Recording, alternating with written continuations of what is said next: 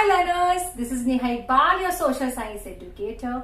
Today I am here with a new topic of 10th standard, that is of economics.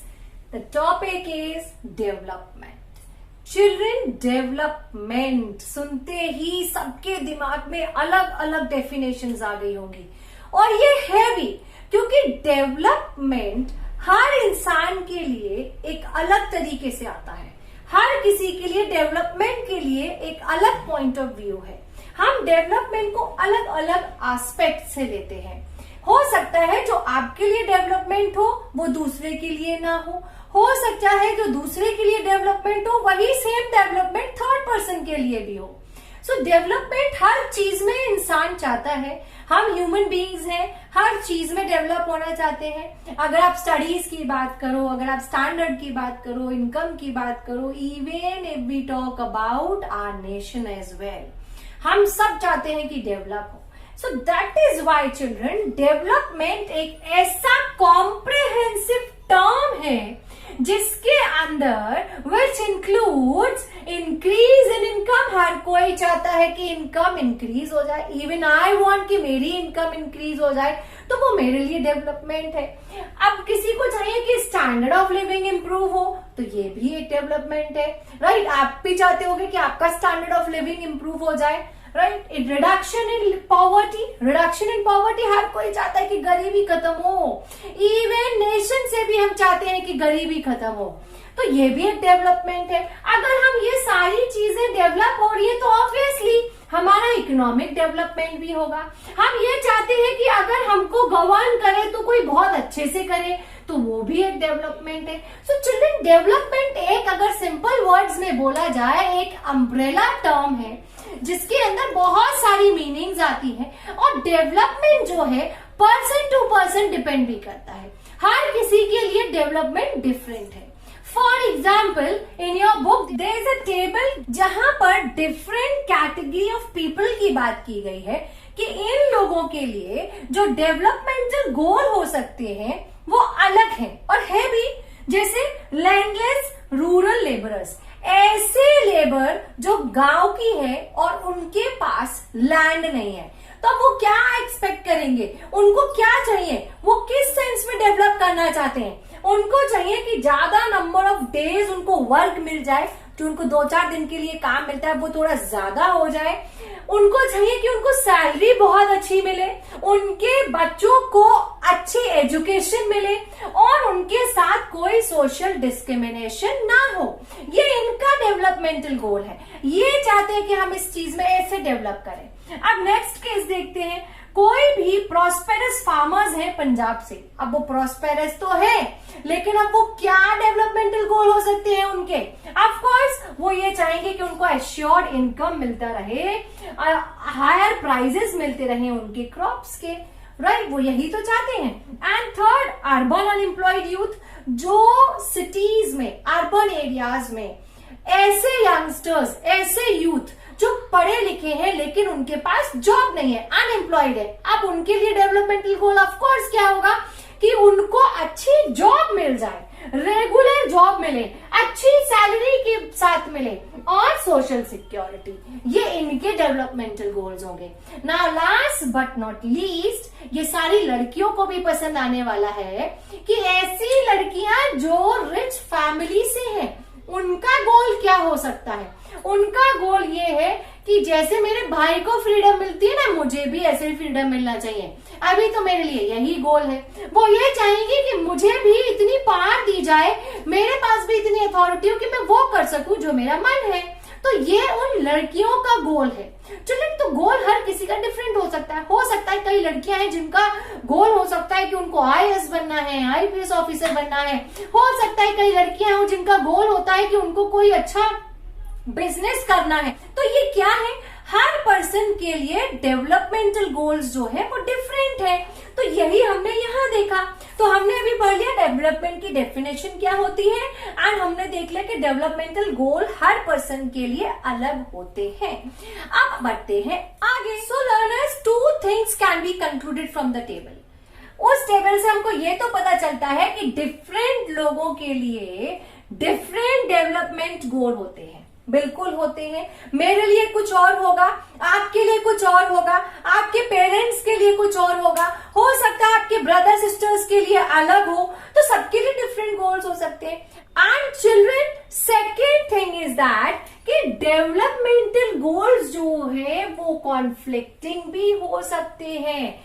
जैसे कि हमको पता है जब डिफरेंट व्यूज होते हैं, जहां डिफरेंट शब्द आ जाता है, वहां डिफरेंसेस जरूर होते हैं। अब हो सकता है जो एक पर्सन के लिए डेवलपमेंटल गोल हो वो दूसरे पर्सन के लिए ना हो। फॉर एग्जाम्पल, अगर कहीं पे कंस्ट्रक्ट हो रहा है क्या, डैम कंस्ट्रक्ट हो रहा है, तो हो सकता है उस पर्टिकुलर सिटी के लिए, उस पर्टिकुलर स्टेट के लिए ये एक डेवलपमेंटल गोल हो।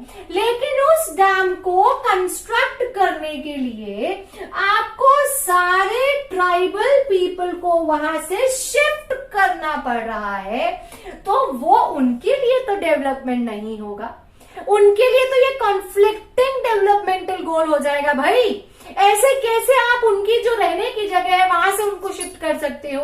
उनका लाइवलीहुड वहां के फॉरेस्ट से चलता है, उनकी रोजी रोटी वहां से चलती है। सो चिल्ड्रन, ये जो कंस्ट्रक्शन ऑफ डैम है वो एक सिटी के लिए, एक स्टेट के लिए तो डेवलपमेंटल गोल हो सकता है, लेकिन उस डैम को कंस्ट्रक्ट करने के लिए अगर आपको वो ट्राइबल लोगों को वहां से डिस्प्लेस करना पड़ रहा है, शिफ्ट करना पड़ रहा है, तो उनके लिए ये कॉन्फ्लिक्टिंग गोल हो गया। तो चलिए देखो ना, दो गोल्स अलग अलग हो गए। हो सकता है जो आपके लिए डेवलपमेंटल गोल हो वो दूसरे के लिए ना हो।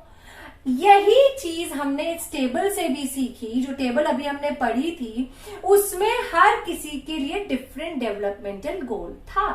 अब चिल्ड्रन बात करते हैं, और भी गोल्स होते हैं। तो children, income and other goals. Income तो है ही है, देखो सब कोई चाहता है कि इनकम बढ़ जाए, अर्निंग बढ़ जाए, सैलरी बढ़ जाए, सैलरी अच्छी होनी चाहिए। उसके साथ साथ अदर गोल्स भी होते हैं।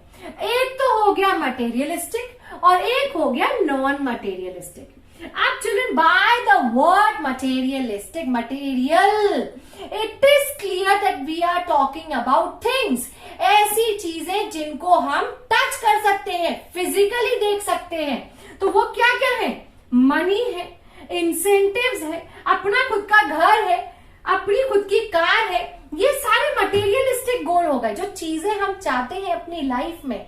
जैसे मुझे अपना फ्लैट चाहिए, मुझे अपनी कार चाहिए, मुझे अपना बहुत बड़ा बंगलो चाहिए, तो ये क्या हो गए? ये मटेरियलिस्टिक गोल हो गए। अब नॉन मटेरियलिस्टिक क्या हो सकता है कि मुझे मेरी जो फ्रेंड है उसके साथ अच्छी फ्रेंडशिप हो जाए, रिस्पेक्ट, एक दूसरे के प्रति जो रिस्पेक्ट है सोसाइटी में, सिक्योरिटी, हर कोई सिक्योरिटी चाहता है, फ्यूचर सिक्योर चाहता है, और इक्वल ट्रीटमेंट हर कोई चाहता है। इवन आप भी चाहते हो कि अगर आपकी क्लास टीचर क्लास में आती है, रोज पढ़ाती है रोज, तो आप भी चाहते हो कि मैं भी क्लास टीचर के लिए उतना ही इंपॉर्टेंट हूं जितना कि इंटेलिजेंट बच्चे हैं, ब्रिलियंट बच्चे हैं, तो मैम मुझे भी इक्वली ट्रीट करें। तो ये तो आप भी इक्वल ट्रीटमेंट चाहते हो। तो ये कौन सा गोल हो गया? ये आपका नॉन मटेरियलिस्टिक गोल हो गया। तो कुछ गोल्स ऐसे होते हैं जो मटेरियलिस्टिक होते हैं, जो चीजों को पूरा करना है, और नॉन मटेरियलिस्टिक वो है जैसे फीलिंग्स, जिनको आप देख नहीं सकते, टच नहीं कर सकते, वो होती हैं आपकी नॉन मटेरियलिस्टिक गोल। तो हर किसी के अपने अपने गोल्स होते हैं। इनकम के अलावा कुछ अदर गोल्स अगर होते हैं तो वो ये है, they are materialistic and non-materialistic. Now let's move on to our next topic. So learners, अब हम पढ़ेंगे नेशनल डेवलपमेंट किसको कहते हैं। अभी तक तो हम डेवलपमेंट पढ़ रहे थे कि मेरा डेवलपमेंट गोल क्या है, आपका डेवलपमेंट गोल क्या है, आपके पेरेंट्स का डेवलपमेंट गोल क्या है। अभी हम इंडिविजुअली पढ़ रहे थे। अब हमको पढ़ना है कि नेशनल डेवलपमेंट किसको कहते हैं। सो children, bye the word national it means कि हम पूरे नेशन की बात कर रहे हैं, और कोई भी नेशन तभी डेवलप करेगा जब वहां के सिटीजन डेवलप करेंगे। सो चिल्ड्रेन, अब यहाँ पे सिटीजन्स की बात हो रही है, और सिटीजन्स कब डेवलप करते हैं? जब उनकी इनकम अच्छी होती है, राइट? तो अब नेशनल डेवलपमेंट किसको कहेंगे? ये नेशन की उस एबिलिटी को बताता है जहां पे सारे सिटीजन्स क्या कर रहे हो? इम्प्रूव कर रहे हो। किस चीज को? अपने स्टैंडर्ड ऑफ लिविंग को। और उनका स्टैंडर्ड ऑफ लिविंग कब इंप्रूव होगा? जब इनकम इंप्रूव होगी। इनकम इंप्रूव होगी तो सारी चीजें अपने आप इंप्रूव होगी, और एक टाइम ऐसा आएगा जहां पर नेशन डेवलपमेंट भी आएगा। Children, in our economics we have already studied कि इनकम इंक्रीज होगी तो स्टैंडर्ड ऑफ लिविंग बढ़ेगा, एंड स्टैंडर्ड ऑफ लिविंग बढ़ेगा तो आपके मार्केट में प्रोडक्शन ज्यादा होगा। प्रोडक्शन क्यों ज्यादा होगा? क्योंकि डिमांड आएगी, और जितना ज्यादा प्रोडक्शन होगा उतनी ज्यादा फाइनल वैल्यू आपकी जीडीपी में ऐड होगी, और जीडीपी जितना ज्यादा बढ़ेगा उतना आपका नेशन क्या होगा? डेवलप करेगा। तो ये पूरी साइकिल चलती है। अब ये आपके देखो, मैंने कहा ना जीडीपी, अब जीडीपी में प्रोडक्शन आ गया। अब प्रोडक्शन कहाँ होगा? इंडस्ट्रीज में होगा।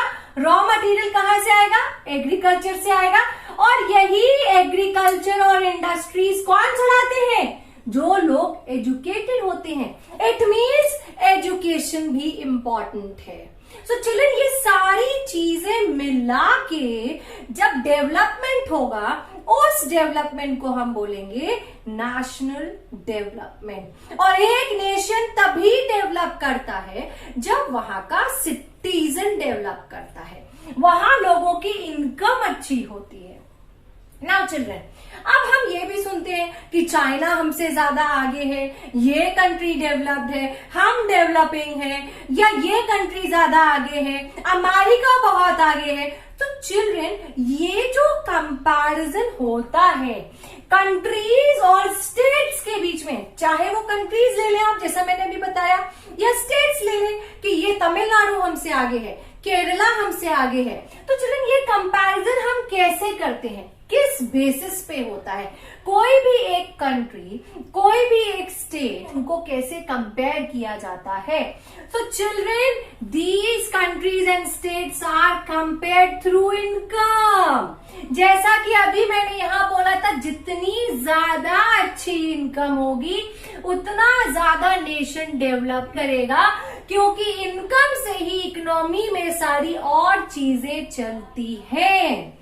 राइट, फिर से एक बार मैं बता देती हूं कि इनकम अगर अच्छी है तो आप अपना स्टैंडर्ड ऑफ लिविंग बढ़ाएंगे, और स्टैंडर्ड ऑफ लिविंग कब बढ़ेगा? जब आप मार्केट में जाके चीजों की डिमांड करोगे। अभी तक आपके पास पंखा रहता था, फैन होता था घर में, अब आप क्या लाओगे? कूलर लाने की सोचोगे, और जिनके पास कूलर है वो एसी लाने की सोचेंगे। तो ये क्या होगी? मार्केट में डिमांड करोगे। अब आपने डिमांड क्यों की? क्योंकि आपकी इनकम बहुत अच्छी हो गई है। अब आप जब डिमांड करोगे तो कहीं ना कहीं प्रोडक्शन करना पड़ेगा, और प्रोडक्शन जब होता है, मार्केट में कोई भी प्रोडक्ट आता है, उसकी फाइनल वैल्यू जो होती है वो जीडीपी में ऐड होती है, और जितनी अच्छी और जितनी ज्यादा जीडीपी होगी उतना ज्यादा नेशन क्या करेगा? डेवलप करेगा। सो चिल्ड्रन, ये घुमा फिरा के फिर बात यहां आती है, घुमा फिरा कर, कि यहां इनकम के बेसिस पे एक कंट्री या कोई स्टेट आपकी कंपेयर की जाती है। दूसरा, countries are classified on the basis of income. बिल्कुल है, सारी चीज घुमा फिरा के इनकम में ही आ जाती है। So the one and only source to compare one country with the another और one state with the another state is income. So children, what is a country's income? किसको कहोगे?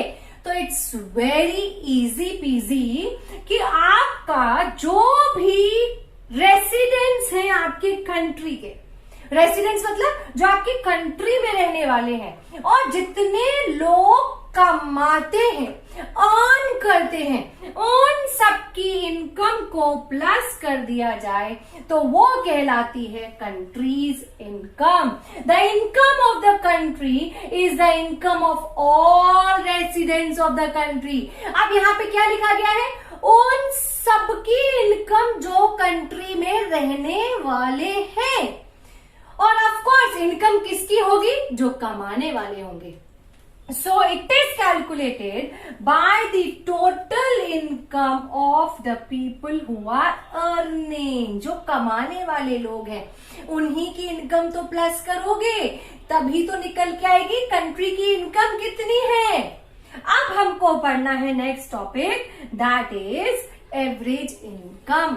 अब एवरेज इनकम किसको कहते हैं? ये तो हमने पढ़ लिया कंट्री की इनकम क्या है. अब हमको पढ़ना है average income. So let's study about it. So learners, हमने देख लिया कि कंट्री की इनकम क्या होती है. अब एवरेज इनकम किसको कहते हैं?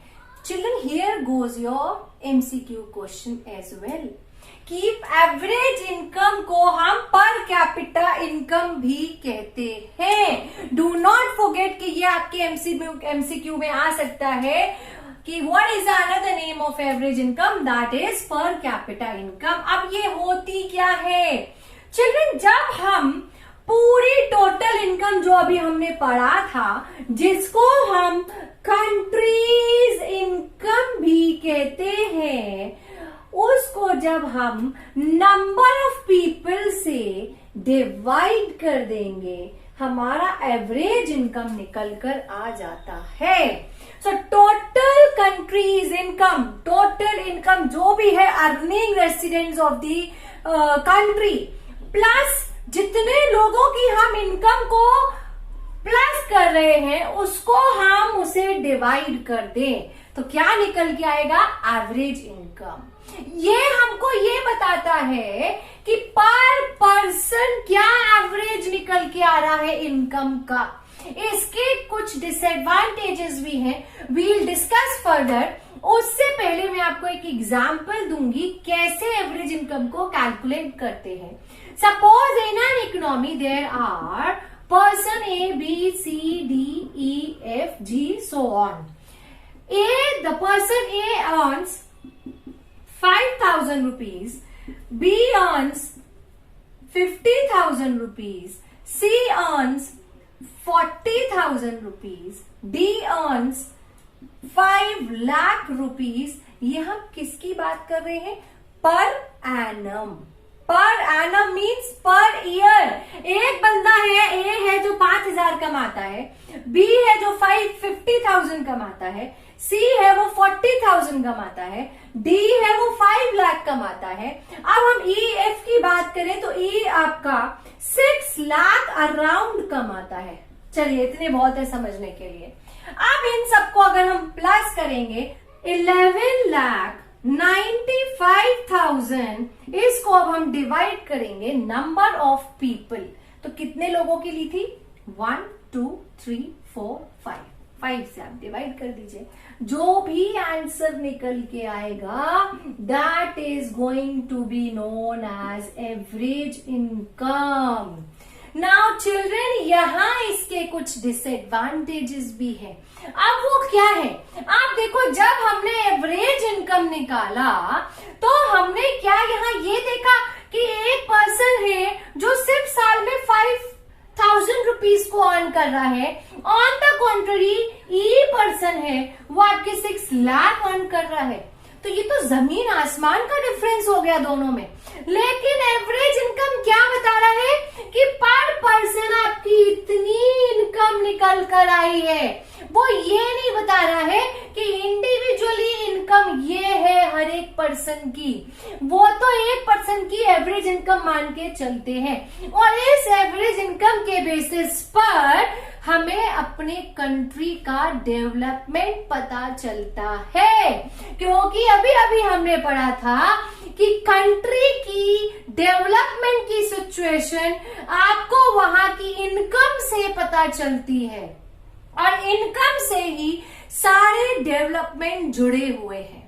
सो चिल्ड्रन, अब हम पढ़ने वाले हैं इसके और क्या डीमेरिट्स हैं और क्या लिमिटेशंस है एवरेज इनकम के. आई होप आपको एवरेज इनकम बिल्कुल समझ में आ गया होगा. चिल्ड्रन, नेहा मैम आपको बहुत डीपली जाके इसलिए पढ़ाती है क्योंकि इस साल बोर्ड एग्जाम में आपके एमसीक्यू क्वेश्चन आने वाले हैं एंड आई वांट कि एक एक वर्ड आप लोगों को क्लियर रहे सो दैट आप एमसीक्यू क्वेश्चन को बहुत अच्छे से सॉल्व कर लें. And please children, At this moment, do not forget to click on the bell icon button and please subscribe my channel.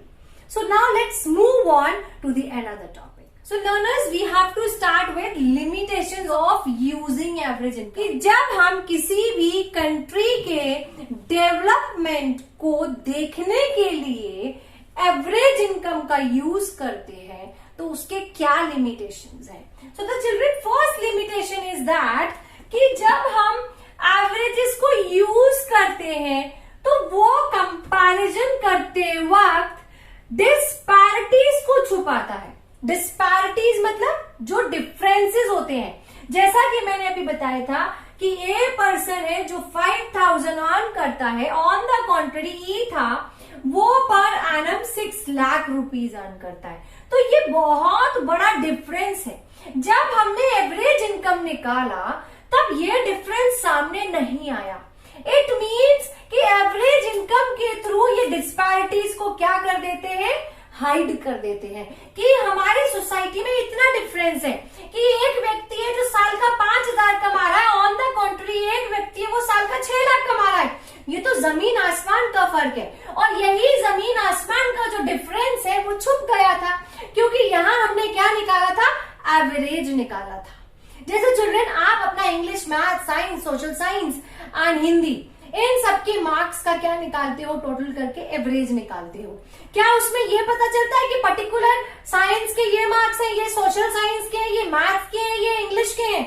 नहीं पता चलता है. राइट? वो तो आपको एवरेज बता देता है. अब वो ये थोड़ी ना बताएगा कि सबसे कम आपके हिंदी में है, सबसे हाईएस्ट आपके मैथ्स में है. ऐसे ही यहाँ है. तो ये सारे डिस्पैरिटीज को क्या कर देता है? हाइड कर देता है. नाउ सेकंड, ये सिर्फ यहाँ इनकम की बात करते हैं. It only tells about the income of a nation and not the way it is distributed among the citizens. So children, यहाँ क्या है? यहाँ सिर्फ इनकम बताई जा रही है कि एक पर्सन पे एवरेज इनकम ये निकल के आती है. ये आपको ये नहीं बता रहा है कि ये 5,000 इसको कैसे मिल रही है और ये 6 लाख इसको कैसे मिल रही है. इन्होंने ये बताया कि ये किस तरीके से डिस्ट्रीब्यूट हो रही है अमंग द सिटीजन्स. ये नहीं बताया. तो this is its second disadvantage. Now come to the third disadvantage कि ये सिर्फ इकोनॉमिक एस्पेक्ट को बताता है, सिर्फ मनी एस्पेक्ट को बता रहा है. ये आपके और अदर सोशल एस्पेक्ट्स को क्या कर रहा है? इग्नोर कर रहा है. यहां हमने जब एवरेज इनकम का यूज किया एक कंट्री को दूसरी कंट्री से कंपेयर करने के लिए, तो यहां हमने सिर्फ मनी लिया, सिर्फ इनकम ली. क्या हमने यहाँ अदर फैक्टर्स लिए? क्या हमने इंफ्रास्ट्रक्चर की बात की? क्या हमने एजुकेशन फैसिलिटीज की बात की? क्या हमने हेल्थ फैसिलिटीज की बात की? नो. तो सोसाइटी के जो अदर एस्पेक्ट्स हैं वो तो हमने इग्नोर कर दिए. हमने सिर्फ एवरेज इनकम के बेसिस पे कंट्री को क्या कर दिया? कंपेयर कर दिया. जबकि किसी भी कंट्री को कंपेयर करने के लिए there are several aspects. Now children, last but not least disadvantage of using average income is कि all other conditions necessary to become a developed nations are ignored. जैसा कि अभी जस्ट मैंने बोला, काफी सारी कंडीशंस होती है जिसके बेसिस पे हम एक कंट्री को दूसरी कंट्री से कंपेयर कर सकते हैं. लेकिन यहां सिर्फ इन्होंने किसकी बात की? सिर्फ एवरेज इनकम की बात की. Here they are talking about only income. So children, हमने क्या अभी डिसएडवांटेजेस पढ़े एवरेज इनकम को यूज करने के? कि जब हम एक कंट्री को दूसरी कंट्री से कंपेयर करते हैं एवरेज इनकम के बेसिस पे, एवरेज इनकम को यूज करते हैं. So here are these advantages कि ये क्या करता है? आपकी और अदर डिस्पैरिटीज को हाइड कर देता है. सेकंड, ये सिर्फ इनकम के बेसिस पे कंपैरिजन बता रहे हैं. ये नहीं बताया है कि जो सिटीजन है या जो कंट्री किसी और कंट्री के सिटीजन है उनमें वो इनकम कैसे डिस्ट्रीब्यूट करी गई है, उन तक वो इनकम कैसे पहुंची है. नाउ नेक्स्ट थर्ड इज कि ये सिर्फ इकोनॉमिक एस्पेक्ट की बात कर रहे हैं, पैसे की बात कर रहे हैं, और जो सोशल एस्पेक्ट्स है उनको तो इन्होंने इग्नोर कर दिया. Now last but not least कि ये किसी भी और एस्पेक्ट की बात नहीं करते हैं जो एक डेवलप्ड कंट्री के लिए इंपॉर्टेंट होते हैं, यहां सिर्फ इनकम की बात हो रही है. So these are some of the disadvantages. Children go through them. Now let's move on to the next topic कि डेवलपमेंट के बेसिस पर कंट्रीज को कैसे क्लासिफाइड किया जाता है. सो लर्नर्स, जैसा कि मैंने बताया, अब हम पढ़ने वाले हैं कैसे ये क्लासिफिकेशन है on the basis of development. So चलिए, पहली बात तो जितना भी ये एवरेज इनकम का जो कैलकुलेशन होता है, जो एवरेज इनकम आपको कैलकुलेट करके देता है, वो है world bank. Here goes another MCQ question for your board exams, that who calculates or who provides us with the average income? That is World Bank. So according to World Bank, these countries are known as developed countries. These countries are known as underdeveloped countries, and the countries who have per capita of income so and so are known as developing countries. Now children, what is a data? ऐसा क्या data है जो world bank देता है और उसके basis पे हम कंट्री को डेवलप्ड, अंडर डेवलप्ड और डेवलपिंग कहते हैं. दैट इज ऐसी कंट्री जिनकी पर कैपिटा इनकम या एवरेज इनकम US डॉलर के अकॉर्डिंग 12,056 पर एनम है. Such countries are known as rich countries or developed countries. And those countries with per capita income of in US dollars 956 or less than it per annum means per year, are known as underdeveloped or low level income countries.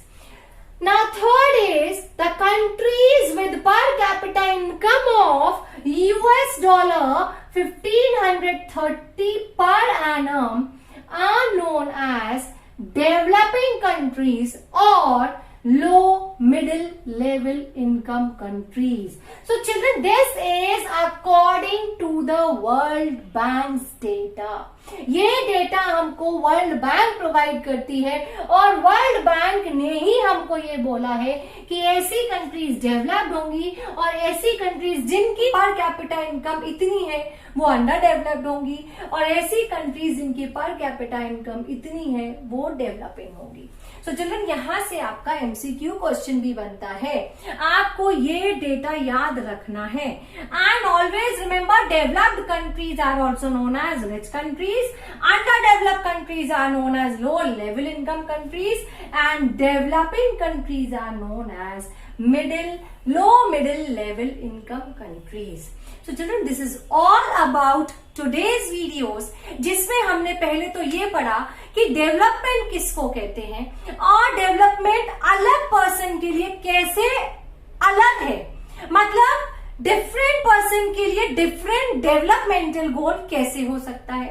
Then we studied कि what is country's income, what is average income, and how a country or a state is compared on the basis of average income. Who provides the data of average income? In other words, who calculates that data? So the answer to this question is World Bank. Then we studied on the basis of development, countries are classified into three parts: developed countries, underdeveloped countries and developing countries. So children, I hope you must have enjoyed my video. आपको समझ में आ गया होगा. And children, ऐसे ही अगर आप चाहते हैं कि आपकी सोशल साइंस इजी होती जाए, आपको अच्छे से समझ में आती रहे, नेहा मैम के चैनल से जुड़े रहें, उनका चैनल और बच्चों के साथ शेयर करते रहें जो भी 9th and 10th में हैं, सो दैट उनको भी इस चैनल से कुछ बेनिफिट मिले. And children, whenever you have any query और आप चाहते हैं कि पहले मैं ये चैप्टर पढ़ा दूं या वो चैप्टर पढ़ा दूं, so please drop a message in the comment box. And one more thing, Neha ma'am बहुत सारे एंटरटेनमेंट वाली वीडियोज लेकर आने वाली है अपने चैनल पे, so stay tuned to my channel. Bye learners, take care.